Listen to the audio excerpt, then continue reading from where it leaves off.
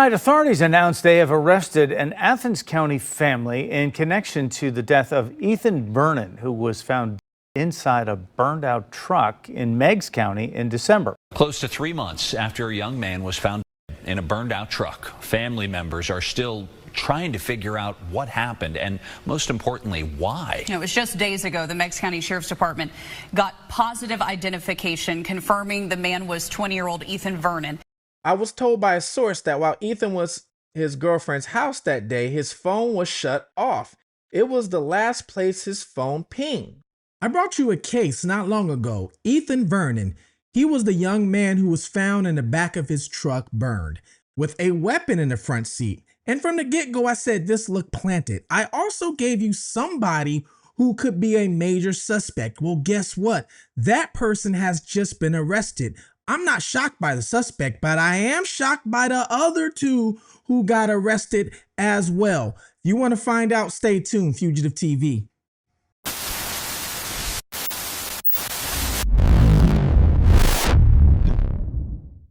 Welcome to Fugitive TV. I am your host, Ray Marcel. We take a look at cases here, anything true crime, from missing individuals or to fugitives that's been on the run.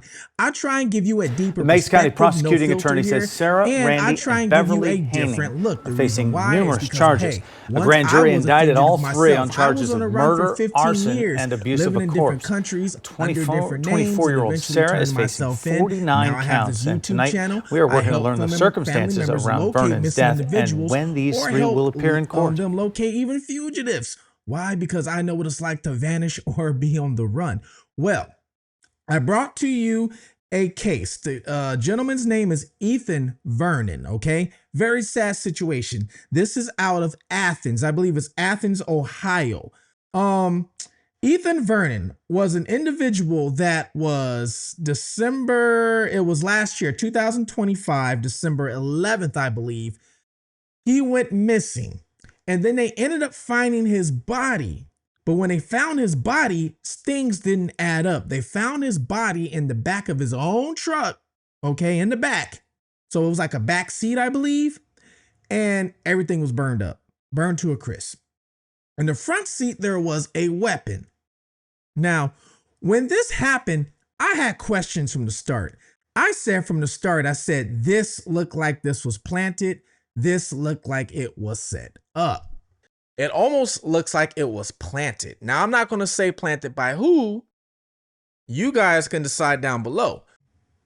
Now, that was a video, the first video I did on this. And I'm telling you guys, hey, this looks like it was a setup. The way the truck was burned, his body's in the back seat. There's a weapon in the truck, but it's in the front seat, almost making it look like he did it himself. But what, he did it himself, then took the weapon, placed it on the front seat, and then passed away, then lit the truck on fire. I said, this looked like it was a setup. It looked like there was somebody was trying to get rid of evidence. Now, people, I've never done this myself. I've never burnt a car down or a house down to try and I've never done this. But I've been in fortunate situations to where I've been around some people who have done things like this. And they all try to do the same thing. They all try and set a car on fire. They all try and set the house on fire. All try to get rid of evidence. So when I hear of things like this, it just makes me think of the people I know personally that did go out and do things like this they would do it to get rid of things, right? Because if you burn things, the evidence, DNA, whatever else that you might have left behind is possibly, or a good chance of it being destroyed. So anytime you see a body on fire or something like that, not a lot of times, but hey, it's a good chance somebody's trying to cover something up. Then you take the weapon, and I always wonder, was it his weapon or was it somebody else's weapon? That's going to play a big role, and it's in the front seat. You guys didn't even make it look right. So I knew right away. Now I'm going to read to you this article here. Now, when he went missing, I believe what happened was he left his job. His phone last pinged at his girlfriend's house, okay? His girlfriend's name is Sarah Hanning. So his phone last pinged at her house. His phone ended up being turned off at her house. And then later on, he's found burned in the truck, and the truck is in this field out in the middle of nowhere. And where the field is at is in between his house and Sarah's location, okay? Well, right here, this says, Athens, Ohio. Have the agonizing prayers of a grieving community finally been answered tonight in a dramatic and sudden escalation of Ethan Vernon's homicide investigation? A massive law enforcement presence includes deputies from the Meigs County Sheriff's Office and agents from Ohio Bureau of Criminal Investigation has converged on a Pleasanton Road, home of Sarah Hannon, the victim's ex-girlfriend. Okay, so that road, I know because I did a background check on Sarah when this first happened, okay? That road leads to where she lives at, but not only her parents' house, okay? So I already knew when I saw that, hey, this leads to her parents' house. Now, they executed a search warrant and a raid on the house. Developing story broke late tonight after local residents captured video and photographs of the active scene, showing a fleet of emergency vehicles, flashing blue lights, and heavily armed personnel cordoning off the property. Now, as you see here, this first picture right here is like it's a SWAT team truck. That's what that looks like, okay? When they bring that, they're not joking. Something serious is about to go down. The sudden raid comes just over 4 months after 20-year-old Ethan Vernon vanished under deeply suspicious circumstances. On December 11, 2025, Ethan left his workplace and repeatedly drove straight to visit Hannon, his girlfriend of over 3 years, at her Athens residence. He never made it home. The following morning, December 12th, authorities discovered Ethan's pickup truck completely engulfed in flames on Hemlock Grove Road in the neighboring Meigs County. Inside the charred wreckage lay a horrific scene. A body was discovered in the back seat, while a firearm was recovered from the front seat. For the Vernon family, the tragedy was compounded by an exaggerating 10-week wait as forensic experts worked to positively identify the remains due to the severity of the fire. Now, I do remember this part. It was his body was burned so bad that they could not identify him. So it took them a long time. On February 27th, 2026, DNA testing officially confirmed what the family feared most, that it was Ethan. So remember, this happened back in December 11th, and they didn't confirm it was him until February 27th. So what's that? 2.5 months later, pretty much. Since the inception of investigation, public scrutiny has focused heavily on Sarah Hannon, who's the girlfriend. According to sources close to the family, Hannon allegedly refused to speak with Ethan's grieving relatives, went as far as blocking his family members on social media, and altered her online profiles to display only her first and middle names. So take a look at this, because this was in the first video I did. I came across her social media and saw that she did take away her last name. Took her last name off everything. The family took their last name off everything. They're not talking to nobody. You can't add them as friends. Everything is private now.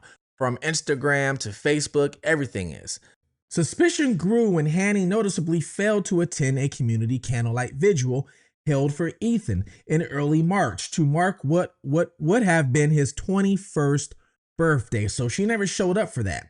While law enforcement has maintained tight-lipped discretion throughout the investigation, Meigs County Sheriff's Office has repeatedly pleaded with the public for anyone with information regarding what happened, in Ethan's final hours to come forward.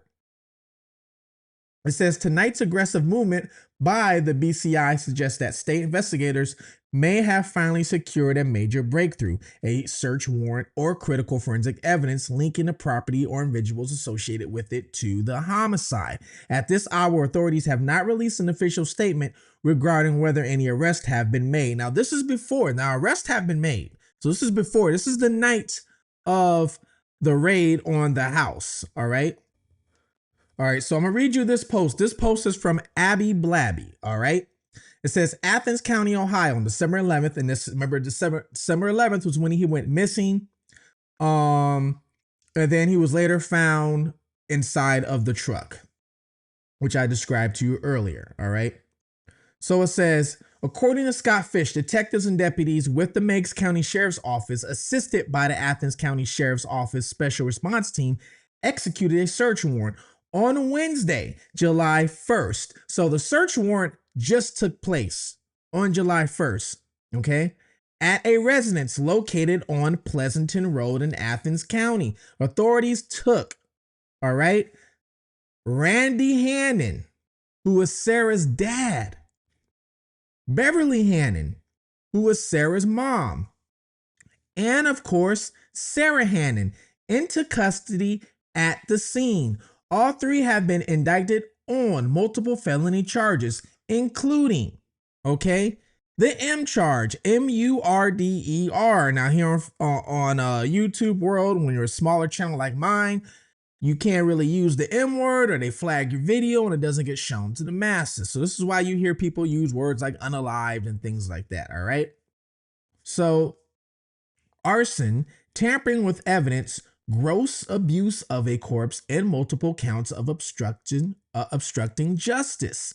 The Ohio Bureau of Investigations, which is BCI, is continuing to process the residents for additional evidence related to the case. Officials said additional information will be released as the investigation progress and circumstances permit. Okay? Now, let's go to this part. Now, we all know on December 11th, I told you this is when he was last, known to be alive. And everybody knows he went to his girlfriend's house. All right? And then they later confirmed that the burnt truck and the body and everything belonged to Ethan. All right. Now, the body was so severely burned for investigators to determine an exact cause of death. Stewart said the case is being investigated as suspicious, but there is certainly no evidence. Now, this was before the arrest. Okay. Now, it says investigators have served over 50 warrants to gather information from cell phones and online accounts and are still waiting on some results. Authorities has also gone door to door in the area and requested security camera footage from nearby residents. All right. Now, this is before all the arrest happened. So here is the total charges. All right. You guys listen to this, and some of this is going to make sense with even what I said before. Sarah Hannon is indicted on 49 total charges. 49, guys. 1 count of unaliving, M. 1 count of gross abuse of a corpse. 1 count of arson. 1 count of tampering with evidence to destroying evidence with purpose to impair its value or availability. 1 count of obstructing justice for destroying or concealing physical evidence of the crime or act, and 44 counts of obstructing justice for communicating false information to law enforcement officers with purpose to hinder discovery. Do you hear this? 44 counts of obstructing justice for communicating false information to law enforcement officers with purpose to hinder the discovery, apprehension, prosecution, conviction, or punishment of another for crime or assist to another to benefit from the commission of a crime. The dad, Randy, has 11 charges.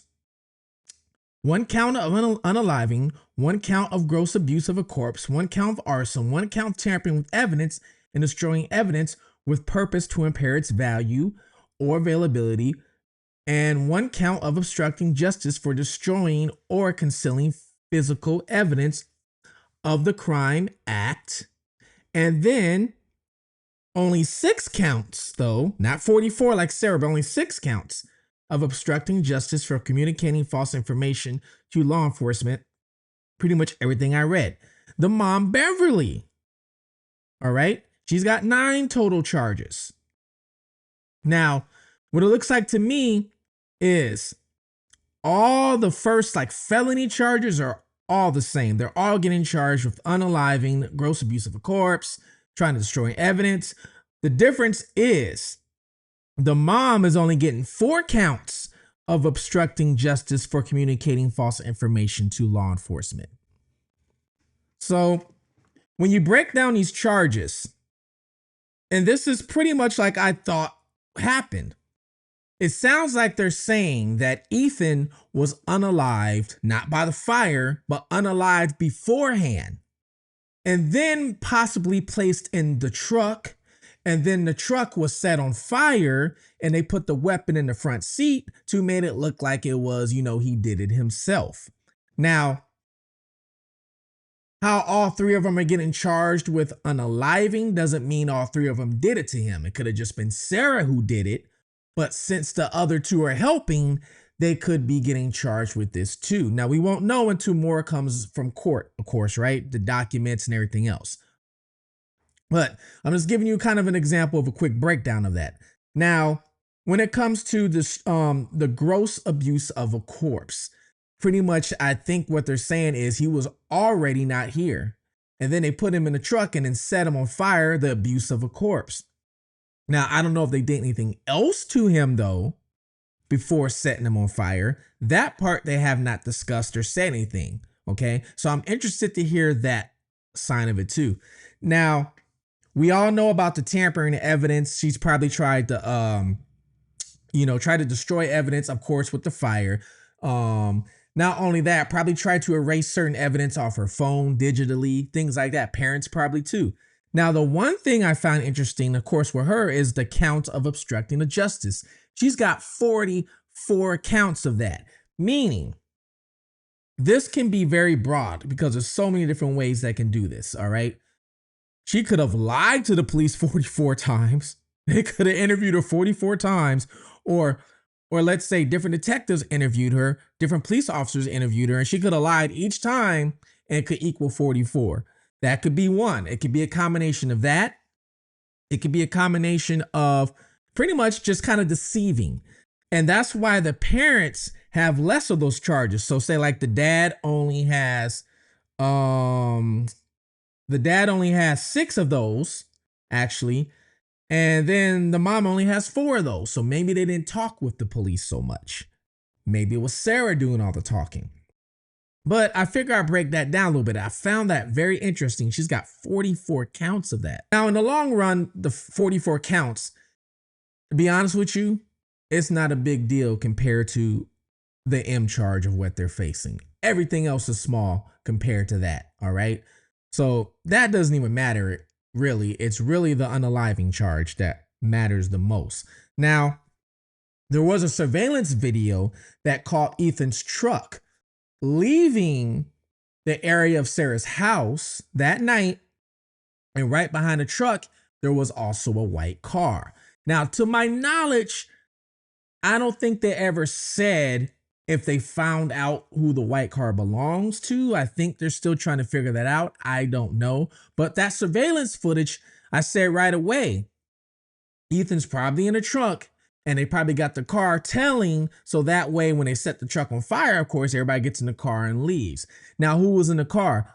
I don't know. Obviously, could it have been her parents? Could it have been, the dad driving Ethan's truck? Possibly. Now, nobody knows about this white car and where it went. Well, I find it very funny that Sarah's dad owns a body repair shop. Yes, he does. He owns a body repair shop.